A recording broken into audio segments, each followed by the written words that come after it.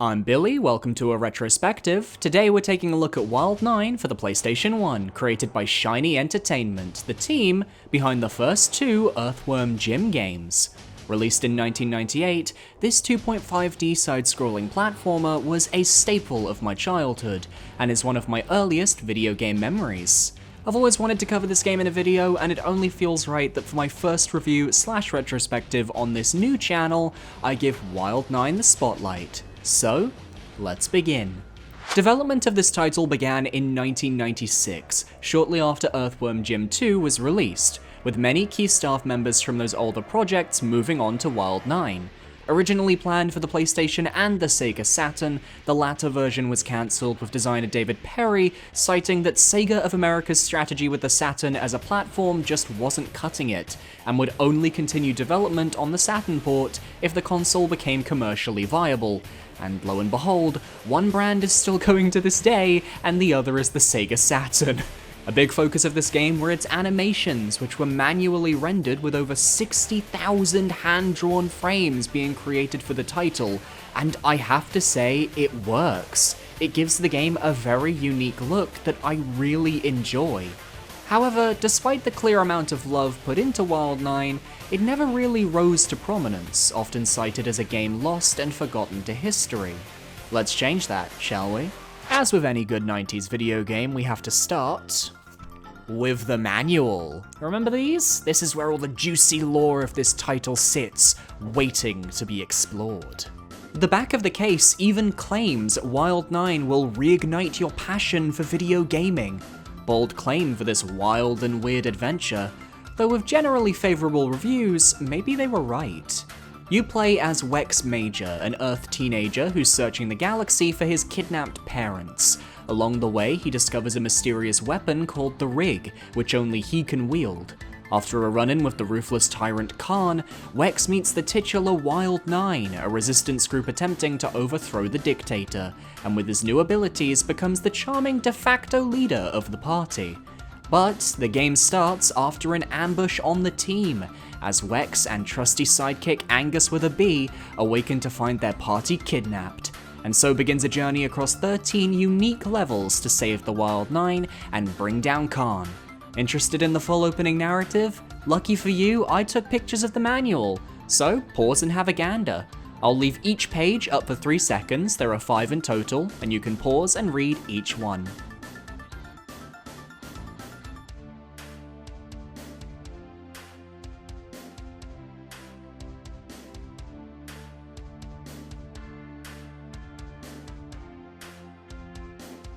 The game starts in the world of Bombopolis, where you must traverse the tricky walkways of a floating outpost to save your first team member.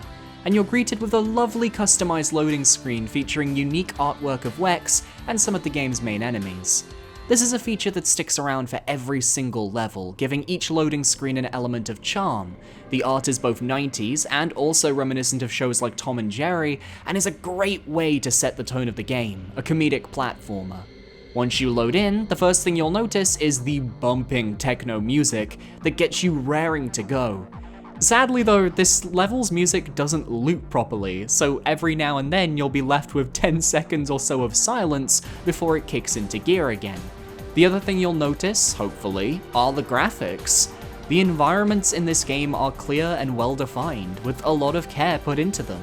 And the skybox of this level is absolutely gorgeous. A sunset-drenched countryside painting juxtaposed with the metallic airship outpost you'll be exploring.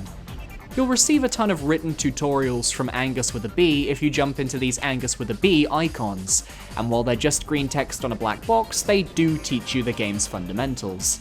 On the top left, you have your health and energy meters. Your health is how much damage you can take before you die and lose a life. To avoid this, ensure your health doesn't enter the red section. You'll know you're close to death when your heart icon starts flashing aggressively. To the left of the health meter is your life counter. Once that hits 0, it's game over. Now you control a grapple beam known as the Rig, which can be used to grab enemies, boxes, blocks, grapple points, and so much more.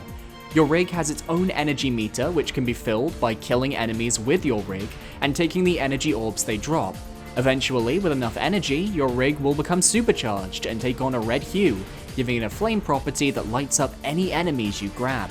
To defeat enemies, you launch your rig and slam them back and forth 4 times to finish them off. If you let go of an enemy before dealing the finishing blow, they'll be stunned for a short moment, and you can also carry enemies, which will become useful as you progress. You're also introduced to enemy spawners present in each platforming level, which will infinitely respawn enemies provided you've killed the last enemy it spawned. Sometimes they're just there to get in your way, other times you'll need enemies to be able to complete a puzzle and progress through the level. Just don't get caught underneath, or...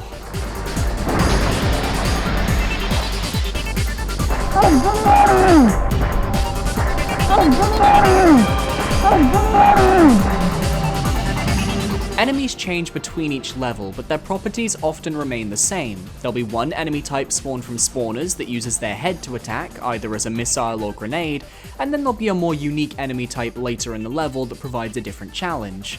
All of the enemies have very unique designs, which for a PlayStation 1 title, look very menacing and inhuman. Perfect for what we have in store for them, so attack them to your heart's content. After your first batch of enemies, you'll come across a stone block. You can push it manually, but if you grab it with your rig, you'll be able to carry it with ease, setting up the main crux of this title's gameplay loop. You'll use your rig to progress through the levels, carrying objects or enemies to solve puzzles. To the right of the rig's energy meter is another counter. This one is tied to each level's main collectible, the 9 gears. There are 99 of them per world, and if you collect all of them, you'll gain a continue if you ever reach a game over. But this system doesn't really function, because this game is weird. There's a saving loading system, but if you hit a game over, rather than put you back on the level select screen, it forces you to reload your entire save from the main menu, which means if you start a level with 1 life and get a game over, and you reload that same save, you'll still only have 1 life left instead of a fresh restart. It's archaic game design, and shouldn't force players to play pixel perfect just to make it through each level. Now, as this is a PlayStation 1 game, there are special ways around this, but we'll get to those later. Throughout the worlds of the game, you'll come up against obstacles in the environment that pose a threat to Wex, but also to his enemies. Grinders, electrified beams, spike pits, poison water, and much more. Each enemy has its own unique death animations attributed to these dangers, so want to see a grunt get ground into mulch in a floor grinder while screaming horribly? Go right ahead! Games for the whole family. Later in the Bombopolis level, you actually learn that certain obstacles can only be passed by sacrificing enough enemies to destroy them. So these wall grinders take 3 whole enemies to break, and you'll see this mechanic repeat throughout the game in various different ways. It lends itself well to the puzzle platforming aspect of this game that's often glossed over, but is really well designed. Eventually, you'll also discover this game's checkpoints, blue rings that save your progress when you step in them. Some are on the main path, others can be found off the beaten path near secrets and extra goodies, but be aware that the checkpoint system will not keep any 9 gears you obtained after passing the checkpoint. So, if you had 14 gears, collected another 20, but died before the next checkpoint, you'd have to recollect those 20 gears again. Continuing through Bombopolis, you'll come across more gameplay mechanics that make up the foundations of the game. Swing points act as grappling hooks, allowing you to swing left and right to reach higher ground or gain momentum, and they'll be extremely important in future levels, so get your practice in early. You'll also come across battery pads, which require a power source to activate them, often progressing the level once you do. There are also special power-ups in each level, grenades and missiles, which are extremely useful against basic enemies. You can only carry 1 type of power-up at a time, however, so if you're carrying grenades and you grab a missile power-up, your grenades will be left behind. Personally, I always prefer missiles. They're far more useful for taking out basic enemies and are required at certain points to get past special toxic goo machines, which spawn those green men you've been seeing in the loading screen artwork.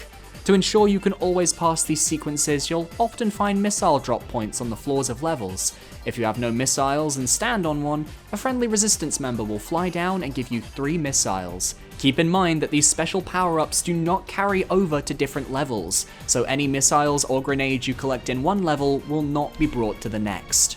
Other pickups in the world include 2 different types of health items, one for healing minor wounds, and one that will fully heal Wex. There's also 1-up tokens, though these are extremely rare outside of one very specific level. And in the final platforming level of the game, you're introduced to rig energy, which recharges your rig's energy, as you can only use the rig for a set amount of time before it runs out of juice. Back to Bombopolis, using all the skills you've gathered, you'll eventually make your way to the first Wild 9 member, Volstagg. A prince to an unnamed kingdom, he was kidnapped by Khan's biogeneticists, whose experiments turned him into what you see today. The strength of 3 silverback gorillas, the agility of a gazelle. He's so useful he can push this ship out of the way. Oh, and there he goes into the emergency teleporter. That's it for Volstagg. He really gets the short end of the stick, as every other Wild 9 member gets a real moment to shine once rescued in their levels, whereas Volstagg ends up relegated to the tutorial member who shows up for 30 seconds and then pieces out. After that, you hop on your jet bike and zoom off in search of the next level to conquer. So now you know the gameplay loop of Wild 9. Explore a platforming level, defeating or using enemies to progress past tricky obstacles via the rig, to rescue a Wild 9 team member who will then help you for the remaining portion of the level. Simple, concise, and to the point. The next planet takes you to the fearsome Gulag, not the Russian kind, with an aesthetic ripped off a metal band's album cover, further amplified by the music which doubles as the main menu theme of the game. You'll have to tackle new enemies, spike pits, and flamethrowers to succeed here. One special highlight of the level involves you needing to use a set of 3 basic enemies to create a path across various spike pits, as you can stand on their bodies to avoid taking damage.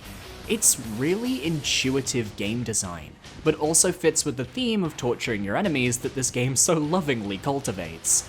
The next Wild 9 member you'll meet is Nitro, the living bomb. Created by Khan and his scientists to combat the Wild 9, things went horribly wrong when it was discovered that when Nitro sneezes, he explodes. Why is that so bad? Well, he's allergic to just about everything according to the video game manual. Cat hair, cotton wear, cotton fibers, cotton candy, cantaloupes, antelopes, rainwater, saltwater taffy, sea salt ice cream, moonlight, gaslight, neon, freon, whole milk, low-fat milk, non-fat milk, raw vegetables, cooked vegetables, any food that starts with the letter C, except for chocolate. He's really allergic to that. Placed in a protective suit, you have to actively use Nitro's explosive abilities throughout the second half of the level, breaking down doors and blowing up enemies while carrying him past some tricky platforming segments.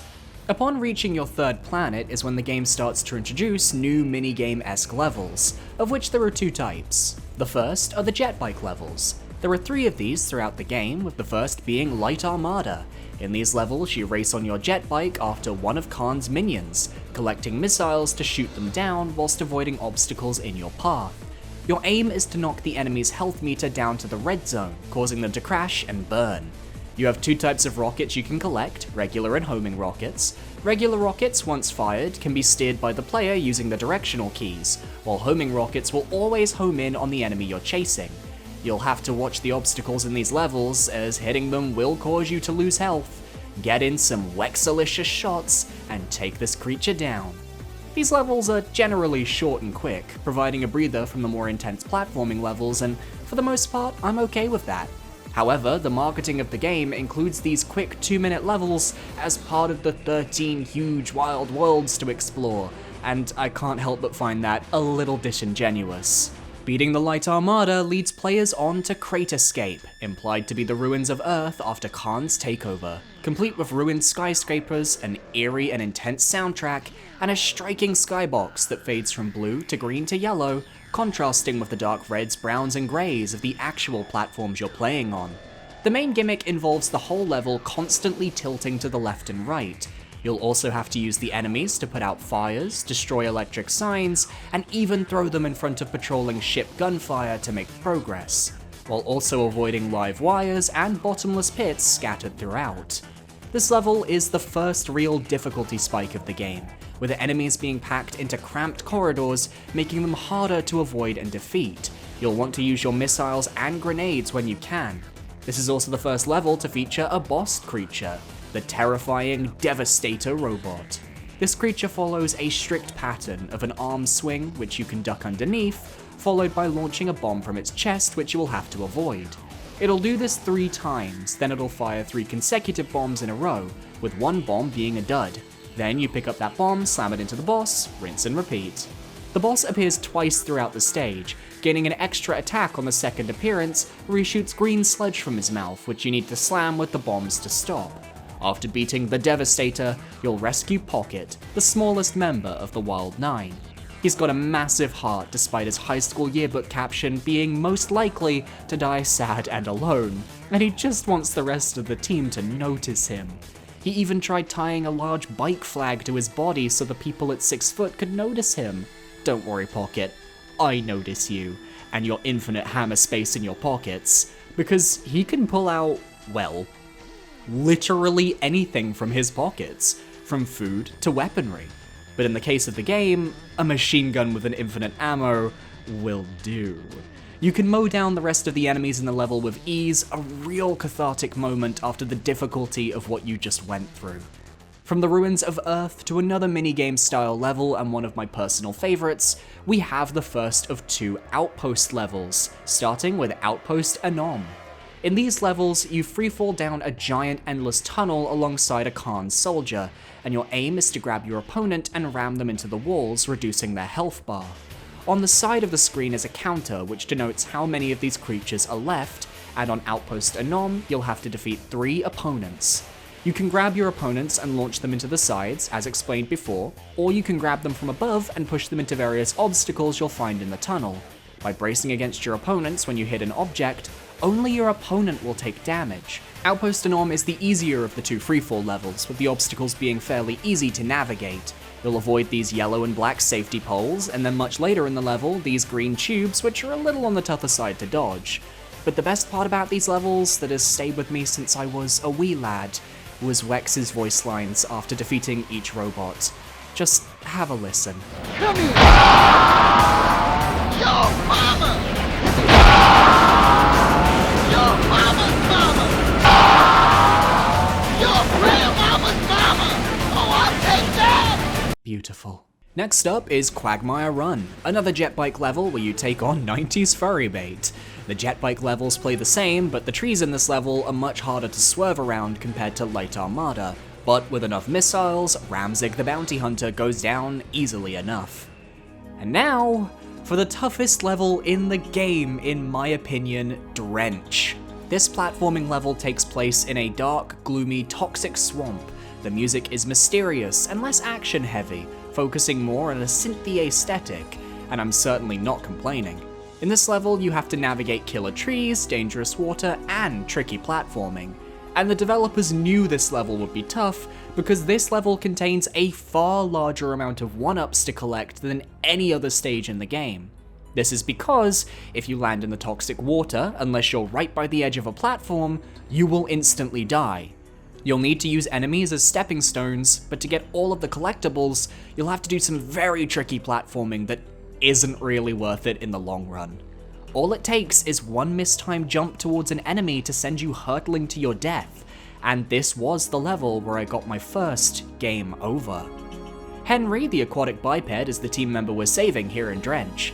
The least human in form, yet the most human in spirit, Henry is a body of morphing water encased in a power suit that allows him to move around. Something he wants to do because he absolutely loves humans. He can't get over the fact we have thumbs, for goodness sake. And this precious baby is our ticket through the toxic water in the final third of the level. You'll have to maneuver him through the waters, avoiding some of Khan's stilt soldiers, but a simple, quick jump underneath them will, well, just see for yourself.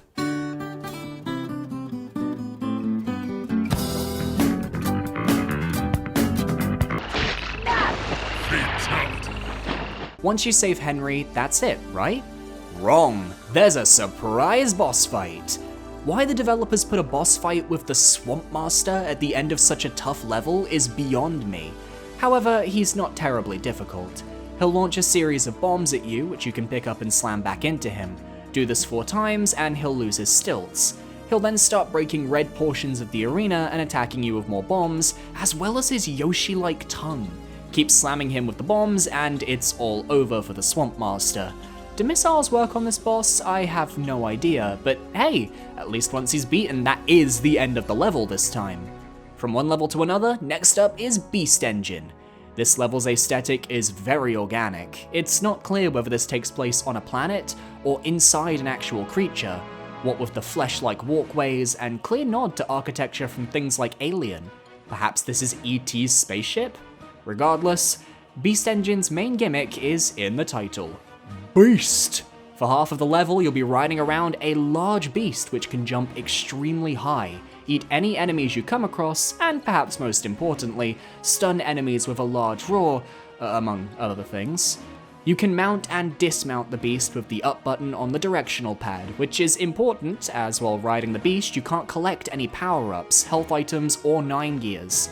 Because of this, you'll be hopping off and on the beast, taking care of enemies, and attempting to rescue Max Sheen, the next member of the Wild 9. The dude bro of the group, Max Sheen is a living battery system, complete with hundreds of attachments, meaning he can be transformed into whatever the team needs at any given time. He's often likened to that of a 16-year-old who just received his driver's license and a brand new Ferrari. But in this case, he's been split into 3 pieces and you have to have the beast consume his parts to rebuild him. He shows up, becomes a lever, and then dips, leaving us to finish the level on our beast because we're entering Beast Ride. In this minigame level, you ride the beast you just saved in an attempt to defeat the escaping Colonel Crag, who has 2 buzzsaws for hands. You have to avoid the cacti, both standing and fallen, as well as the tumbleweeds, so you can bite the Colonel to death. This was the toughest of the riding levels, as Crag has a habit of cutting just the right amount of cacti down to give you a hard time. All you have to do though is get close enough for the beast to do its work, and luckily the music keeps you hyped to chase the guy. After 5 hits, our beastie boy gets his dinner. Getting closer to Khan's lair, we land at the Crystal Mines, where the main gimmick revolves around machinery. Using levers to move platforms or to squash dangerous sentry robots makes up the first third of the level, and trains you for the most intense escort mission of your life. Here, we're rescuing Crystal, the Wild 9's chief science officer, and like her name suggests, well, she's made entirely out of crystal. Aside from her hair, which is how Crystal is able to express her emotions. The hair is loud, boisterous, and aggressive, while Crystal herself is calm and collected. But her gimmick, one that permeates through the level, is her sensitivity to light. Crystal is solar powered, and if she isn't exposed to pure light, she crystallizes and cannot move. As such, you will have to control various lights and platforms, ensuring that Crystal does not get attacked by enemies or falls into a pit. Now, that's easier said than done when Ronald McDonald's wife won't stop walking for anything once she's on a path. She has no common sense, and thus, this can happen. Hurry, Wack!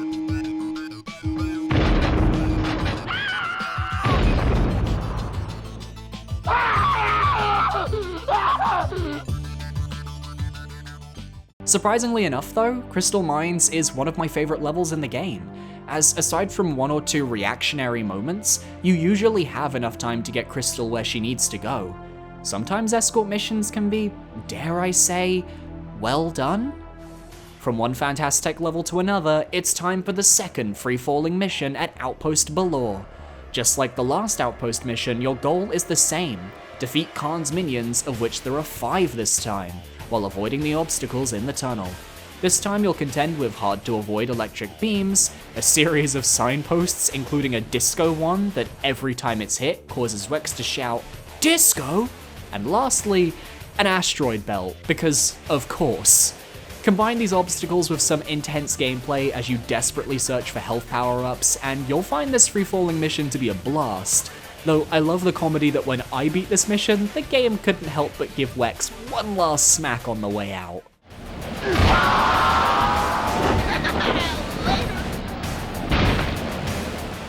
This leads us to Mach 9, the final jet bike level. This level is dangerous and really highlights the speed this time round, as slamming into the ice stalagmites at full speed can do major damage.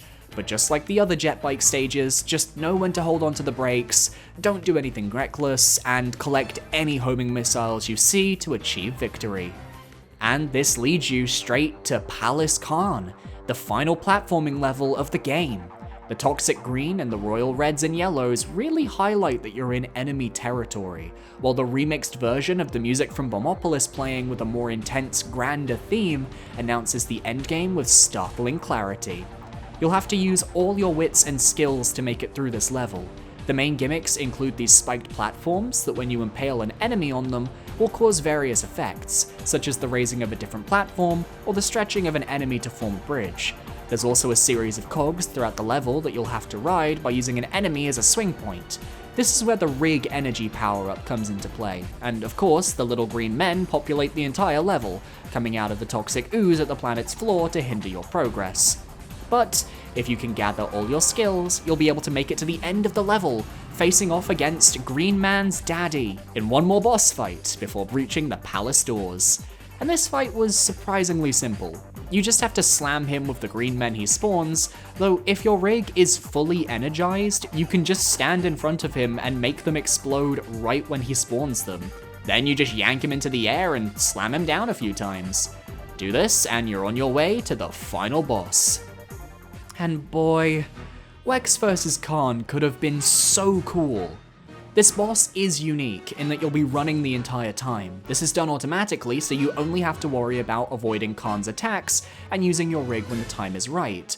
All the while, Boomer mctwist, the most 90s name I've ever heard, and the final member of Wild 9, is in Khan's hand.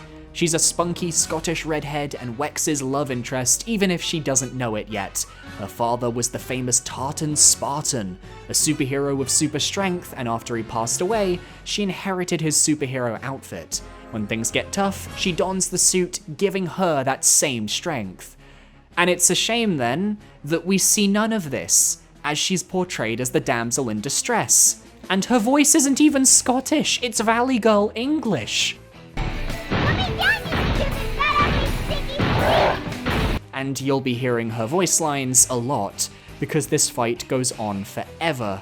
Khan only has 4 attacks: missiles, a foot stomp, laser eyes, and a grab, but only the grab can be countered with the rig to do damage, and his other 3 attacks take at least 20 to 40 seconds to complete each. They're not hard to avoid, it's just slow. And after each attack, the action will pause so one of the characters can say a line. Be it Wex's, "You ugly," Khan's, "Get over here," or Boomer's, "Oh my god, like, take a bath," in that exact cadence. It's a very slow fight that will make you lose, not through Khan's difficulty, but through your own negligence as it goes on and on and on. But once you defeat Khan, you get a nice cutscene of his fortress exploding before the rather comedic end credits. You always have to respect a team willing to thank their doggos. And that's it. That's the game. Wild 9 is a short, sassy, wacky and wild space adventure that, for the most part, delivers a very fun and unique experience. The grapple system that the rig provides may not be the most ingenious idea nowadays, but back in '98, I hesitate to say there weren't many games who had ideas like that. Could more have been done with the rig? Probably, but sadly this game was lost to time and a sequel was never considered. Which is a shame, because there was certainly potential for the Wild 9 to go on more zany adventures. There was an entire cut character, Pilfer, the Wild 9 ship's captain, who appears in the manual, who I'm convinced was supposed to be in a level but was removed. Why else would a character who has 0 mention within the game be in the manual? In terms of replayability, there's an extra hard difficulty mode that changes the damage values enemies can do, meaning you can take less hits before dying, but whether that's enough to warrant a replay is up to the individual player. Since this game is on the PS1, there are a handful of cheat codes you can implement to make playing the game a little more fun, and this is a way to circumvent the save loading system because there's a level select cheat code. To perform these, you need to enter a level and pause the game. Entering the codes in the pause menu correctly will then trigger a voice line. Below are the 5 major cheat codes and their inputs. I'll leave them on screen, try them for yourselves.